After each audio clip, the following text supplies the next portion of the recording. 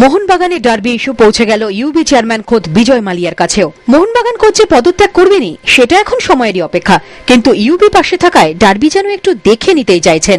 ইউবির Kolkata office থেকে পুরো ঘটনা জানানো হয়েছে বেঙ্গালুরুতে। ডার্বিকে বলা হয়েছে আর কয়েকদিন অপেক্ষা করতে, অন্তত যে কয়েকটি প্রদর্শনী ম্যাচ খেলার ব্যবস্থা করা আছে সেটা শেষ করে তবেই পদত্যাগ করতে।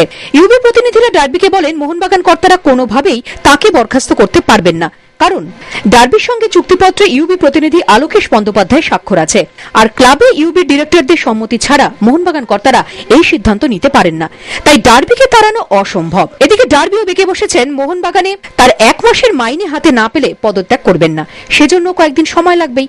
কলকাতায় ইউবির এক শীর্ষকর্তা পদত্যাগ করেছেন, তার জায়গায় নতুন লোক আসবেন সোমবার, তারপর ডার্বি টাকা পাবেন আর তারপরই পদত্যাগ। তবে কলকাতায় ফিরে ডার্বির বন্ধু মর্গ্যানের গলায় সব ঘটনা শুনে বিস্ময়ের সুর। Nothing that I say would make any difference at all. My only concerns here, but Steve's experienced enough to deal with these situations. He'll know what's right and what's wrong.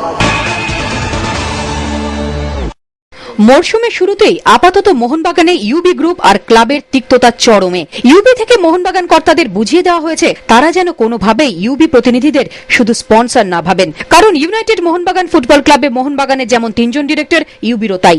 Football বিভাগে ইউবির পরামর্শ ছাড়া আর কোনো সিদ্ধান্তই নেওয়া যাবে না। Steve টার্বির বিষয়ে মোহনবাগান কর্তাদের বিরুদ্ধে বিজয় মালিয়ার কাছে চিঠি পাঠান কলকাতার ইউবি প্রতিনিধি। বিজয় মালিয়ার অফিস থেকে তাকে জানানো হয় যে ডার্বি পদত্যাগ করলে ঠিক আছে, কিন্তু কোনোভাবেই তাকে যেন তাড়ানো না হয়। সব মিলিয়ে বেশ অস্বস্তিতেই মোহনবাগান কর্তারা। এদিকে ডার্বিও পদত্যাগের সাংবাদিক সম্মেলনে রীতিমতো আক্রমণাত্মক হতে চলেছেন। মোহনবাগানে বর্তমানে টিম পরিচালন ব্যবস্থা নিয়ে অনেক প্রশ্ন থাকছে তার।